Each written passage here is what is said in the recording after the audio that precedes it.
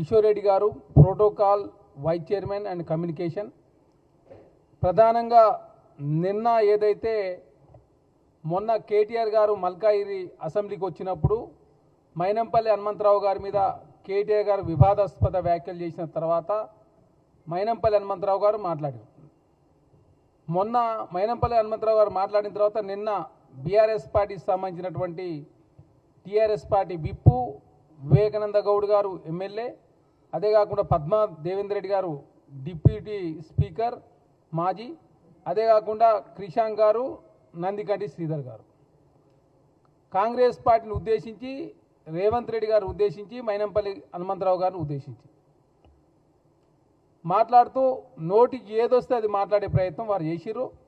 ఖచ్చితంగా కాంగ్రెస్ పార్టీ ఏం చేసిందో చెప్పడానికి కాంగ్రెస్ పార్టీ సిద్ధంగా ఉంది. ఆల్రెడీ మైనంపల్లి హనుమంతరావు గారు ఆ అంశం గురించి మాట్లాడాడు. బీఆర్ఎస్ ప్రభుత్వం ఆయనలో ఏం జరిగిందో, కేటీఆర్ గారు ఏం చేసిండో, కేసీఆర్ గారు కావచ్చు, కల్వ కుటుంబం ఏ విధంగా తెలంగాణ సంపదను దోసుకురో చాలా స్పష్టంగా ఆధారాలతో కూడిన సమాచారం వివరిస్తే వాళ్ళు దానికి ప్రశ్నల సమాధానం చెప్పలేక నోటికి ఏదొస్తే అది మాట్లాడే ప్రయత్నం. మైనంపల్లి హనుమంతరావు గారు రౌడీ అని, మైనంపల్లి హనుమంతరావు గారు అసలు మల్కాయిరికి ఏం చేయలేదని, కాంగ్రెస్ పార్టీ ఏం చేయలేదని చెప్పేసి వారు మాట్లాడుతూ ఉన్నారు.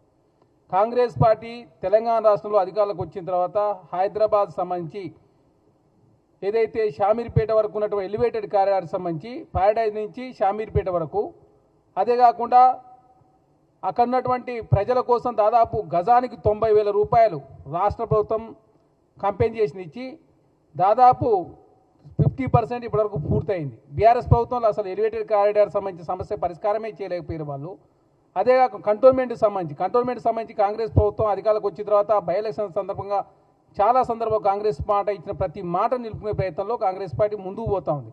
కంటోన్మెంట్కి సంబంధించి ఏం చేసినామో చాలా స్పష్టంగా ప్రభుత్వ పరంగా గతంలో కూడా కంటోన్మెంట్కి సంబంధించి ఈ క్రిషాంక్ గారు మాట్లాడితే ప్రభుత్వం నుంచి చాలా స్పష్టంగా మేమేం చేసినామో, ఏ విధంగా అక్కడ ఇచ్చినటువంటి హామీ నెరవేర్చినామో, ఎన్ని వేల కోట్ల రూపాయలకు సంబంధించినటువంటి వర్కులు జరుగుతున్నాయో చాలా స్పష్టంగా వివరించడం. తర్వాత హైదరాబాద్ సంబంధించి ఇప్పుడు వివేకానంద గారు మాట్లాడుతూ ఉన్నారు. వారు గతంలో 2014లో టీడీపీ నుంచి గెలిచి తర్వాత బీఆర్ఎస్ పార్టీలో జాయిన్ అయ్యాడు. అది కూడా రాజీనామా చేయకుండా టీడీపీ పంగనామం పెట్టి బీఆర్ఎస్ పార్టీలో జాయిన్ అయ్యి ఇప్పుడేదో మైనంపల్లి హనుమంతరావు గారు పార్టీ మారిండు. మీలాగా ఏదో ఎమ్మెల్యే పదవికి రాజీనామా చేసో, ఎమ్మెల్యే పదవి ఉన్నప్పుడు కాంగ్రెస్ పార్టీ రాలే, పదవి అయిపోయిన తర్వాత కాంగ్రెస్ పార్టీలోకి వచ్చిర్రు. తండ్రి కొడుకులు వస్తే ఇద్దరికి కాంగ్రెస్ పార్టీ టికెట్ ఇచ్చింది, ఒకరు గెలిచిరు, ఇంకొకరు ఓడిపోయారు. ప్రజాస్వామ్యంలో గెలిపోవడం సహజం, కానీ వాళ్ళేదో ఇక శుద్ధపూసలు రామపూసలు మా అంత నిజాయితీ పర్లేడని చెప్పేసి వివేకానంద గారు మాట్లాడుతున్నారు. 2014 ఎమ్మెల్యే, 18 ఎమ్మెల్యే, మొన్న 23 ఎమ్మెల్యే, 3 సార్లు ఎమ్మెల్యే. కుత్బులాపూర్కు కనీసం ఒక చెప్పుకోవడానికి ఒక్క ప్రాజెక్ట్ అన్నా ఏదన్నా సాధారణంగా జరిగే డెవలప్మెంట్ కామన్ జరుగుతుంది. మీరు వచ్చిన తర్వాత ప్రభుత్వ భూములు మొత్తం అన్యాకాంతం అయిపోయినాయి. చెరువులు, నాలాలు, కుంటలు మొత్తం కబ్జా చేసేది తప్ప మీ ఆయనలో కుత్బులాపూర్కి ఏమైనా న్యాయం జరిగిందా? లేదు. మల్కాయి పార్లమెంటుకు మీరు ఏమైనా చేసింది ఉందా? లేదు. మేడ్చల్ జిల్లాకు వివేకానంద గారు చేసింది ఏమీ లేదు, శూన్యం. మీరు పేరుకి ఎమ్మెల్యే అని చెప్పుకుంటూ తప్ప, మీరు గెలుచుడు తప్ప మీరు చేసింది కుత్బులాపూర్ కానీ, మల్కాయి పార్లమెంట్ కానీ, లేదు మేడ్చల్ జిల్లా కానీ చేసింది శూన్యం. ఇప్పుడు కాంగ్రెస్ పార్టీ ఏం చేసిందో చాలా స్పష్టంగా చెప్తా ఉన్నాం. కాంగ్రెస్ ప్రభుత్వం అధికారులకు వచ్చిన తర్వాత రేవంత్ రెడ్డి గారు మల్కాయి మున్సిపల్ కార్పొరేషన్ ప్రత్యేకంగా ఏర్పాటు చేసాం. సైబరాబాద్ మున్సిపల్ కార్పొరేషన్ ప్రత్యేకంగా ఏర్పాటు చేసుకున్నాం. అదే కాకుండా మల్కాయి పోలీస్ కమిషనరేట్ను ప్రత్యేకంగా ఏర్పాటు చేసుకున్నాం. మిగతా ప్రాంతాన్ని సైబరాబాద్ పోలీస్ కమిషనరేట్లో విలీనం చేసి 4 సిటీ అథారిటీ, డెవలప్మెంట్ అథారిటీని ఏర్పాటు చేసుకుని 4 సిటీకి ఒక కమిషనరేట్ ఏర్పాటు చేసుకొని అక్కడ ఒక పెద్ద నగరాన్ని నిర్మించే ప్రయత్నంలో కాంగ్రెస్ ప్రభుత్వం ముందుకు పోతూ ఉంది. హైదరాబాద్ సంబంధించి మెట్రో 2, 3 విస్తరించుకునే ప్రయత్నం కాంగ్రెస్ ప్రభుత్వం చేస్తూ ఉంది. అదే కాకుండా హైడ్రా ద్వారా పార్కులు, రాక్స్, లేక్స్ కాపాడే ప్రయత్నం కాంగ్రెస్ ప్రభుత్వం చేస్తూ ఉంది. ఇప్పటివరకు హైడ్రా ద్వారా 2 లక్షల కోట్ల రూపాయలకు సంబంధించిన ప్రభుత్వ భూములు కాపాడింది హైడ్రా. అదే కాకుండా ఇక్కడైతే 4 సిటీ నిర్మాణం కావచ్చు, మూసిని పునర్జీవింపే కార్యక్రమం కావచ్చు, డ్రై పోర్ట్ కావచ్చు, ఎక్స్ప్రెస్ హైవేలు కావచ్చు, తర్వాత తెలంగాణ రాష్ట్రంలో హైదరాబాద్ సంబంధించి హైదరాబాద్ నగరాన్ని ప్రపంచ నగరాలతో పోటీ పడే విధంగా ధీటైనటువంటి మేలైన నగరాన్ని నిర్మించే ప్రయత్నంలో కాంగ్రెస్ ప్రభుత్వం ముందుకు పోతా ఉంది. దానిలో భాగంగానే 70% పబ్లిక్ ట్రాన్స్పోర్ట్ ఉండాలని చెప్పి కాంగ్రెస్ ప్రభుత్వం భావించి 2000 ఎలక్ట్రికల్ బస్సులు కూడా రాష్ట్ర ప్రభుత్వం కొనుగోలు చేసింది. అదే కాకుండా బస్సు టెర్మినల్ కూడా రాష్ట్ర ప్రభుత్వం ఏర్పాటు చేస్తూ ఉంది. అదే కాకుండా ఇక్కడైతే బుల్లెట్ రైళ్లు కూడా హైదరాబాద్లో శంషాబాద్ కావచ్చు, గట్కేసర్ కావచ్చు, ఇవన్నీ ఏర్పాటు చేసే ప్రయత్నంలో కాంగ్రెస్ ప్రభుత్వం ముందుకు పోతూ ఉంది. కాంగ్రెస్ పార్టీతోటి డెవలప్మెంట్లో పోటీ పడే దమ్ము ధైర్యం లేక వివేకానంద గౌడ్ గారు అదే కాకుండా పద్మా దేవేందర్ రెడ్డి గారు క్రిషాంగ్ గారు నందికడి శ్రీధర్ గారు నోటికి ఏదొస్తుంది మాట్లాడే ప్రయత్నం చేస్తే తెలంగాణ సమాజం అంగీకరించరు. డెవలప్మెంట్ విషయంలో కాంగ్రెస్ పార్టీతో పోటీ పడే పరిస్థితిలో బీఆర్ఎస్ పార్టీ లేదు. మీరు 10 సంవత్సరాల కాలంలో ప్రజాస్వామ్యాన్ని కూలి చేసి ప్రజల సంపదను దోపిడీ చేసి దోసుకున్నారు. చెరువులు కబ్జా చేసిరు, నాలాలు కబ్జా చేసిరు. మీరు రియల్ ఎస్టేట్ వ్యాపారం చేసింది తప్ప హైదరాబాద్ చేసింది మీరు శూన్యము. అదే కాకుండా 37 సంబంధించినటువంటి ఏదైతే కూడలు కూడా రాష్ట్ర ప్రభుత్వం కాంగ్రెస్ ప్రభుత్వం డెవలప్మెంట్ చేస్తూ ఉంది హైదరాబాద్లో. అదే కాకుండా 4 గోశాల నిర్మాణం జరుగుతూ ఉంది హైదరాబాద్ కావచ్చు తెలంగాణ ప్రాంతంలో. అదే కాకుండా టెంపుల్ కోసం మంచిరేవుల టెంపుల్ కోసం దాదాపు రాష్ట్ర ప్రభుత్వం 750 కోట్ల రూపాయలు కేటాయించుకున్నాం. మన మేడ్చల్ జిల్లాలో ఉన్నటువంటి కీసర టెంపుల్కు కేసీ గారు ఎన్ని పైసలు ఇస్తామని చెప్పేసి ఒక్క పైస ఇవ్వకుండా అధికారం దిగిపోయే పరిస్థితి మనం చూసినాం కదా. ఆనాడు వివేకానంద గారు కనీసం కేసీ గారిని పల్లెత్తి మాట అడిగిన సందర్భం లేదు. జిల్లా డెవలప్మెంట్ కానీ అసెంబ్లీ డెవలప్మెంట్ కానీ లేదు పార్లమెంట్ డెవలప్మెంట్ కానీ ఏనాడు తోడ్పాటు అందించిన సందర్భం కూడా మనం చూడలే. మౌనం మూనిగా ఉన్నటువంటి వివేకానంద గారు ఇప్పుడేదో బీఆర్ఎస్ పార్టీలో విప్పైనంత మాత్రాన అదేవిధంగా మైనంపల్లి హనుమంతరావు గారి మీద అదే కాకుండా రేవంత్ రెడ్డి గారి మీద కాంగ్రెస్ పార్టీ మీద అసత్యాలు అబద్ధాలు ప్రచారం చేసే ప్రయత్నం వారు చేస్తూ ఉన్నారు. కాంగ్రెస్ పార్టీ తెలంగాణ రాష్ట్రంలో కావచ్చు హైదరాబాద్లో కావచ్చు కాంగ్రెస్ ప్రభుత్వం వచ్చిన తర్వాత మేము ఏం చేసినామో చెప్పడానికి సిద్ధంగా ఉన్నాం. కాంగ్రెస్ ప్రభుత్వంలో ఇందిరామిల్లు ఇస్తూ ఉంది రాష్ట్ర ప్రభుత్వం. మీరు 7 లక్షలు డెవలపర్ ఇస్తానని చెప్పి ఇచ్చింది 70,000 మాత్రమే. 14 లక్షలు బోర్డు భూములు పంచని చెప్పి పంచింది శూన్యం. అదే కాకుండా విద్యార్థులకు కావచ్చు మహిళా సంఘాలకు రుణమాఫీ చేయకుండా ఎగ్గొట్టిపోయిన వాళ్ళు మీరు. అదే కాకుండా తెలంగాణ రాష్ట్రంలో దళితుల 3 ఎకరాలు కావచ్చు దళిత ముఖ్యమంత్రి కావచ్చు. అదే కాకుండా తెలంగాణ రాష్ట్రంలో సబ్బండ వర్గాలను మోసం చేసి యాదవులు 2వ విడత గొర్రెలు లేకుండా మోసం చేసిన బీఆర్ఎస్ పార్టీలో మీరుండి మాట్లాడితే తెలంగాణ సమాజం అంగీకరించదు. అదే కాకుండా పద్మా దేవేందర్ రెడ్డి గారు పెద్ద మాటలు పద్మా దేవేందర్ రెడ్డి గారు. ఎందుకంటే వారు 2009లో టికెట్ బీఆర్ఎస్ పార్టీ ఇవ్వకపోతే పార్టీ మారి తర్వాత మళ్ళీ బీఆర్ఎస్ పార్టీలోకి వచ్చి ఎమ్మెల్యే తర్వాత డిప్యూటీ స్పీకర్ అయ్యి 2 సార్లు ఎమ్మెల్యే ఏం చేసిరో మెదక్కు చెప్పండి అంటే తను సమాధానం చెప్పకుండా మెదక్ ఎమ్మెల్యే రోహిత్ రావు గారి మీద మాట్లాడే ప్రయత్నం. అదే కాకుండా మెదక్కు కాంగ్రెస్ పార్టీ వచ్చిన తర్వాత ఏం జరగలేదని చెప్పే ప్రయత్నం వారు చేస్తాం. ప్రతి ఊళ్ళో ఇందిరామిల్లు ఉంది, అక్కడ సన్నబియ్యం ఇస్తూ ఉంది మెదక్లో. అదే కాకుండా వైట్ రేషన్ కార్డులు ఇచ్చింది కాంగ్రెస్ ప్రభుత్వం. అక్కడ అత్యధికంగా కాంగ్రెస్ పార్టీకి లోకల్ బాడీ కావచ్చు మున్సిపల్ ఎలక్షన్లో కాంగ్రెస్ పార్టీకి 90% మున్సిపల్ కౌన్సిలర్లు మున్సిపల్ చైర్మన్ గెలిచిన పరిస్థితి మనం చూసినాం కదా. అనవసరంగా తెలంగాణ సమాజాన్ని తప్పుదారి పట్టించే ప్రయత్నంలో బీఆర్ఎస్ పార్టీలో ఉన్నటువంటి వివేకానంద గౌడ్ గారు కావచ్చు పద్మా దేవేందర్ రెడ్డి గారు కావచ్చు క్రిషాంక్ గారు వారు మాట్లాడుతూ ఉన్నారు. క్రిషాంక్ గారు ఏంటంటే రోజు ఏది పడితే అది మాట్లాడాలా, నోటికి వచ్చిన మాట్లాడితే సోషల్ మీడియాలో నేను హైలైట్ అవుతా, లేదు సోషల్ మీడియాలో హైలైట్ అయిన తర్వాత కాంగ్రెస్ పార్టీ మీద చెప్తే మాట్లాడితే పేపర్లు వస్తాయని చెప్పేసి భావించి గతంలో మాట్లాడితే జైలు పోయిండు. మళ్ళీ ఇప్పుడు కాంగ్రెస్ పార్టీ మీద మైనంపల్లి హనుమంతరావు గారి మీద రేవంత్ రెడ్డి గారి మీద మాట్లాడే మాటలను కాంగ్రెస్ పార్టీకి మేము తీవ్రంగా ఖండిస్తూ ఉన్నాం. ఖచ్చితంగా హైదరాబాద్ డెవలప్మెంట్ కావచ్చు తెలంగాణ డెవలప్మెంట్ కావచ్చు కాంగ్రెస్ పార్టీ అధికారంలోకి వచ్చిందో ఏం చేసిందో ఏం చేయబోతా ఉన్నావు భవిష్యత్తులో తెలంగాణ ఏ విధంగా ఉండబోతుందో చాలా స్పష్టంగా కాంగ్రెస్ పార్టీ చెప్పడానికి సిద్ధంగా ఉన్నాం. అసెంబ్లీలో చాలా సందర్భాల్లో చర్చ జరిగిన సందర్భం కూడా కాంగ్రెస్ పార్టీ చెప్పింది.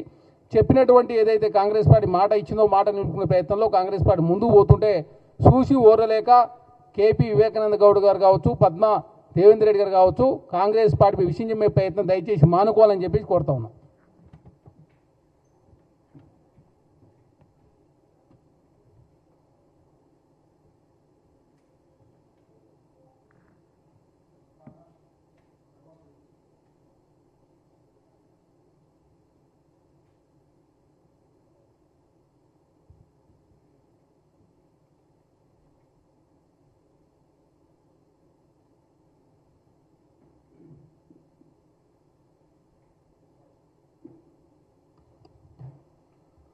మీడియా మిత్రులకు అందరికి కూడా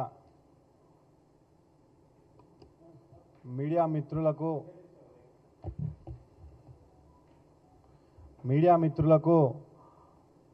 అదేవిధంగా ప్రింట్ అండ్ ఎలక్ట్రానిక్ మీడియా సోదరులందరికీ కూడా నా యొక్క హృదయపూర్వక నమస్కారాలు. గత కొద్ది రోజులుగా 2-3 రోజుల నుంచి టీఆర్ఎస్ పార్టీ అధినాయకత్వం అదేవిధంగా రెండో శ్రేణి నాయకులు అందరూ కూడా మూకుమ్మడిగా మన ముఖ్యమంత్రి రేవంత్ రెడ్డి గారి మీద అదేవిధంగా మన పిసిసి అధ్యక్షుడు మహేష్ కుమార్ గౌడ్ మీద దానికి తోడు మల్కాజ్గిరి పార్లమెంట్ ఇన్ఛార్జ్ మైనంపల్లి హనుమంతరావు గారి మీద పదే సోషల్ మీడియాలో అనేక విధాలుగా ట్రోల్స్ చేయడం దానికి తోడు మీడియా సమావేశాలు పెట్టి పెద్దలను తిట్టే కార్యక్రమం పెట్టుకున్నారు. సో వీళ్ళందరికీ కూడా నేను ఒకటే మనవి చేస్తున్నా, గతంలో మనం చూసినట్టయితే టీఆర్ఎస్ పరిపాలనలో ఏదైనా ఎవరైనా ప్రెస్ మీట్లు పెట్టాలన్నా ఇంకేదైనా మాట్లాడాలన్నా ప్రభుత్వం చేసేటటువంటి పనుల మీద ఎత్తి చూపాలన్నా కానీ భయభ్రాంతులకు గురయ్యేవాళ్ళు. కానీ ఇప్పుడు కాంగ్రెస్ పార్టీ వచ్చిన తర్వాత ప్రజలలో ఒక చైతన్యం వచ్చింది. దానికి తోడు ప్రతిపక్ష నాయకులలో కూడా ఒక ఆత్మవిశ్వాసం ధైర్యం అనేది ఉన్నది కనుక ఈరోజు మీరు మాట్లాడే పరిస్థితి ఉంది. మీలాగానే మా ముఖ్యమంత్రి కనుక చేసి ఉన్నట్టయితే మీరు ఈ విధంగా చెవాకులు చేసేవాళ్ళు కాదని కూడా నేను ఈ యొక్క మీడియా సమావేశం ద్వారా తెలియజేస్తున్నా. ముఖ్యంగా మన ముఖ్యమంత్రి వర్యులు రాష్ట్రానికి ఇంటిగ్రేటెడ్ స్కూల్స్ అని, మన మూసి ప్రక్షాళన అని ఇంకా అనేకమైనటువంటి అభివృద్ధి కార్యక్రమాలు చూసి ఓర్వలేక ఇష్టం వచ్చినట్టుగా వీళ్ళను ఎలాగైనా సరే ఇబ్బంది పెట్టాలి, వీళ్ళను ఎలాగైనా సరే రాంగ్ ట్రాక్లకు చేయాలనే ప్రయత్నంలో భాగంగానే ఈరోజు టీఆర్ఎస్ సోషల్ మీడియా అదేవిధంగా టీఆర్ఎస్ నాయకులు చెవాకులు చేసేటటువంటి ప్రయత్నం ఉన్నదని కూడా నేను మనవి చేస్తున్నా. మొన్నటికి మొన్న మల్కాజ్గిరి పార్లమెంట్కి కావాలనే కేటీఆర్ గారు పోయినటువంటి సమావేశం ఏంది? బిఎల్ఏ సమావేశం. బిఎల్ఏ సమావేశంలో ఏం మాట్లాడాలి? బిఎల్ఏ సంబంధించినటువంటి అంశాల మీద మాట్లాడాలి. కానీ అక్కడ ఒక రాజకీయ కోణం ఉత్తుత్తగా మైనంపల్లి గారిని రౌడీ అని, అదేవిధంగా పెద్ద రౌడీ చిన్న రౌడీ అని సంబోధిస్తూ రేవంత్ అన్నను కూడా అమర్యాదగా పరుస్తూ ఎప్పటికప్పుడు ఏదో ఒక అంశం మీద కేటీఆర్ గారు ఈ యొక్క రాష్ట్రంలో అనేక అనిశ్చితి ఏర్పాటు చేయాలనే ఉద్దేశంతో ఆ విధంగా మాట్లాడాడు. అతను మాట్లాడిన తర్వాత మా పార్లమెంట్ ఇన్ఛార్జ్ అయినటువంటి మైనంపల్లి హనుమంతరావు గారు ఇక్కడ ప్రెస్ మీట్ పెట్టడం జరిగింది. ప్రెస్ మీట్ పెట్టి గత 10 సంవత్సరాల హయాంలో మన కేటీఆర్ గారు చేసినటువంటి పనులు ఏ విధంగా ఆయన యొక్క అధికారాన్ని దుర్వినియోగం చేసి ఏ విధంగా ఆయన చేసిండో ఆ పనులన్నిటిని కూడా ఆయన దగ్గరనే ఉన్నాడు కాబట్టి ఆ పనులన్నీ మన ప్రజలకు వివరించేటటువంటి ప్రయత్నంలో భాగంగా ఆ రోజు అనేక అంశాల మీద మైనంపల్లి గారు క్లారిటీ ఇచ్చారు. క్లారిటీ ఇచ్చిన తర్వాత దానికి సంబంధించినటువంటి దండుపాలెం బ్యాచ్ మా కుత్బుల్లాపూర్ నియోజకవర్గ శాసనసభ్యుడు కేపీ వివేకానంద, అసలు నీకేమైనా బుద్ధి ఉందా, ఇంగిత జ్ఞానం ఉందా? కేవలం మైనంపల్లి గారిని తిడితే నీకేదో పదవి వచ్చేసరి పదవి వస్తుందనే అంశం మీద మీరు మాట్లాడుతున్నారే తప్ప మీరు మాట్లాడిన దాంట్లో అసలు పసనే లేదు. ఎందుకంటే గతంలో మీరు షంబిపూర్ రాజు గారు ఇద్దరు కొట్లాడుతుంటే మన పెద్దన్న పాత్ర పోషించినటువంటి మైలంపల్లి గారి దగ్గరికి వెళ్ళి నువ్వు కాళ్ళు పట్టుకుంటే ఆ రోజు నీకు ఎమ్మెల్యే టికెట్ ఇప్పించడంలో కీలక పాత్ర పోషించినటువంటి వ్యక్తి మా మైనంపల్లి హనుమంతరావు గారు. సో అలాంటి వ్యక్తిని పట్టుకొని ఈరోజు కేటీఆర్ గారు మెప్పు కోసం ఈరోజు అతని మీద నిందలేసేటటువంటి ప్రయత్నం చేస్తున్నావు. ఏమంటున్నావు? కుత్బుల్లాపూర్ నియోజకవర్గంలో ఎటువంటి అభివృద్ధి కార్యక్రమాలు చేస్తలేరని చెప్పి మాట్లాడుతున్నావు. నువ్వే కదా ఎమ్మెల్యేవి, 12.5 సంవత్సరాల నుంచి నువ్వే కదా ఎమ్మెల్యేగా ఉన్నావు. కుత్బుల్లాపూర్కి రావాల్సినటువంటి అనేకమైనటువంటి ప్రభుత్వ రంగానికి సంబంధించినటువంటి బిల్డింగ్స్ని కానివ్వండి, ఇంకా కుత్బుల్లాపూర్ నియోజకవర్గానికి 100 పడకల హాస్పిటల్ రావాల్సి ఉండే. కానీ నీ చేతగాని తనంతో, నీ యొక్క దద్దమ్మ తనంతో ఆ కుత్బుల్లాపూర్ నియోజకవర్గానికి రావాల్సినటువంటి 100 పడకల హాస్పిటల్ని మైనంపల్లి గారు తన నియోజకవర్గంలో పెట్టించుకున్నాడు. మీరు ఆ రోజు కేటీఆర్ గారు పెద్దన్న పాత్ర పోషించి మీ ఇద్దరిని కూర్చోబెట్టి నీకు హాస్పిటల్ కావాలా, ఐక్య ఇంకల భూమి 100 కోట్ల భూమి కావాలా అంటే నాకు 100 కోట్ల భూమి కావాలని చెప్పి నువ్వు ఐక్య ఇంకల 100 కోట్ల భూమి సెటిల్మెంట్ చేసుకున్నావా లేదా ఒక్కసారి నువ్వు ఆత్మ పరిశీలన చేసుకోవాలని కేపీ వివేకానంద గారిని నేను అడుగుతున్నాను. అంతేకాదు కుత్బుల్లాపూర్ నియోజకవర్గానికి మీరు చూసినట్టయితే హాస్పిటల్ రావాలి, కుత్బుల్లాపూర్ హాస్పిటల్. ఇది కుత్బుల్లాపూర్ ప్రాంతంలో కుత్బుల్లాపూర్ పేరు మీదనే ఈ యొక్క హాస్పిటల్ ఉన్నది, కానీ ఇది కుత్బుల్లాపూర్ ప్రాంతంలో ఉండదు, ఇది ఉండేది ఈసీఎల్ ప్రాంతంలో. సో నువ్వు నీ చేతగాని తనంతోనే ఈ యొక్క హాస్పిటల్ అక్కడికి పోయిందని కూడా నేను మనవి చేస్తున్నా. హెచ్ఎంటీ గ్రౌండ్స్లో దీన్ని శంకుస్థాపన చేసినావు కదా, నువ్వు ఈ హాస్పిటల్ అక్కడికి తరలించడానికి మల్లారెడ్డి గారి తాన ఎంత బేరం కుదిరించుకున్నావో ఒక్కసారి ప్రజలకు వివరించాలని కూడా నేను కేపీ వివేకానంద గారిని కోరుకుంటున్నాను. అంతేకాదు మీరు పదే అందితే జుట్టు లేకుంటే కాళ్ళు అని మాట్లాడుతున్నావు కదా, నువ్వు గతంలో నీ యొక్క అవసరాల కోసం పొద్దున్న లేస్తే మైనంపల్లి గారి ఇంటికాడికి వెళ్ళి కాళ్ళు మొక్కి నీ యొక్క అవసరాలు తీర్చుకున్నావా లేదా ఒక్కసారి ఆలోచన చేయాలని కేపీ వివేకానంద గారికి నేను మనవి చేస్తున్నా. మాట్లాడితే మా విప్ల అయినటువంటి ఆది సీనన్నను వీళ్ళందరినీ కూడా మొన్న చీర్ బాయ్స్ అని అన్నావు. చీర్ బాయ్స్ అంటే అర్థం తెలుసా నీకు? చీర్ గర్ల్స్ అంటే అర్థం తెలుసా? సో నువ్వు పొద్దున్న లేస్తే పబ్బులల్లో అవిట్లలో ఉంటావు కనుకనే నీకు ఈ చీర్ బాయ్స్ అని ఇలాంటి వ్యవస్థలన్నీ కూడా నీకు అర్థం పట్టేటట్టు ఉంటాయని నేను ఈ యొక్క సమావేశం ద్వారా తెలియజేస్తున్నాను. అంతేకాదు మన కుత్బుల్లాపూర్ నియోజకవర్గంలో దులపల్లి ప్రాంతంలో స్టీల్ సిటీ అనే ఒక పాత లేఅవుట్ ఉండే. ఆ లేఅవుట్కి సంబంధించి ప్లాట్ ఓనర్స్ల యొక్క పొట్టగొట్టి వాళ్ళ యొక్క ఆశలను అడియాశ చేసి నువ్వు ఆ ప్లాట్లను కబ్జా చేసి మళ్ళీ ఆ భూమిని నువ్వు మళ్ళీ అమ్మినవా లేదా? నువ్వు నీ పార్ట్నర్ ప్రీతం రెడ్డి, మోహన్ రెడ్డి, అదేవిధంగా శ్రీనివాస్ గౌడ్ నీ బినామీలు అయినటువంటి వీళ్ళందరూ కలిసి మీరు ఈ యొక్క భూమిని అమ్మిర్రా లేదా అనేది ప్రజలకు తెలియజేయాలని కూడా నేను మనవి చేస్తున్నా. అంతేకాదు ఈరోజు మా ముఖ్యమంత్రి వర్యులు 307 గాజుల రామారంలో దాదాపుగా 400 ఎకరాల భూమిని కాపాడిండు హైడ్రాన్ తీసుకొచ్చి. ఆ కాపాడన్న భూమిలో 100 ఎకరాలు టీఎస్ఆర్టీసీకి ఇచ్చిండు. అదేవిధంగా 67 ఎకరాలు పోలీస్ డిపార్ట్మెంట్కి ఇచ్చిండు. జిహెచ్ఎంసీ మెటర్నిటీకి 20 ఎకరాలు ఇచ్చిండు. రిజిస్ట్రేషన్ ఆఫీస్కి 20 ఎకరాలు ఇచ్చిండు. సో ఈ 400 ఎకరాల భూమిని కాపాడి దాని చుట్టుముట్టు ఒక కాంపౌండ్ వాల్ ప్రహరీ వాల్ కూడా మొన్న జరిగినటువంటి సైబరాబాద్ మీటింగ్లలో ప్రకటించి దాని చుట్టుముట్టు ఒక ప్రహరీ కూడా నిర్మించేటటువంటి ప్రయత్నం చేస్తుండు. కానీ మీరు ఎప్పుడైతే ఈ 12.5 సంవత్సరాల అధికారంలో ఉన్నారో గత 10 సంవత్సరాల హయాంలో ఎంతమంది మీ పక్కన ఉన్నటువంటి నాయకులు ఈ యొక్క 307 భూములలో తలజూర్చి ఎన్ని కబ్జాలు చేసిరు, ఎన్ని ఇల్లులు కట్టిరో ఒక్కసారి మీరు ఈ కుత్బుల్లాపూర్ నియోజకవర్గంలో ఉన్న ప్రజలకు శ్వేతపత్రం రిలీజ్ చేయాలని కూడా నేను కేపీ వివేకానంద గారిని నేను అడుగుతున్నా. అంతేకాదు ఎప్పటికప్పుడు మా ముఖ్యమంత్రి ప్రతిసారి చెప్తూనే ఉంటాడు, మనం ప్రజల సామ్యాన్ని కాపాడాలి, ప్రజలకు మనం జవాబుదారులుగా ఉండాలని చెప్పి పదే అంటాడు. మళ్ళా మొన్న జరిగినటువంటి ప్రెస్ మీట్లో వివేకానంద అంటుండు, మాకు 2.5 సంవత్సరాల తర్వాత మా పార్టీ అధికారంలోకి వస్తుంది, మేము వస్తే మేము బుక్లలో రాస్తున్నాం, ఏదంటే అది చేస్తామని చెప్తాడు. మీకు 2.5 సంవత్సరాలు ఆగాలి మీరు ఏదైనా చేయాలంటే. కానీ మేము ఏదైనా చేయాలనుకుంటే 2.5 నిమిషాలు చాలు మాకు. మేము ఏదంటే అది చేయగలుగుతాం. కానీ మాకు మా ముఖ్యమంత్రి గారు ఒక గైడ్ లైన్స్ అదేవిధంగా కొన్ని నిబంధనలు మాకు పెట్టిండు కనుకనే మేము చూస్తూ ఊరుకుంటున్నాం. కేవలం మీ ఉడత ఊపులకు ఎవ్వడు కూడా భయపడడు.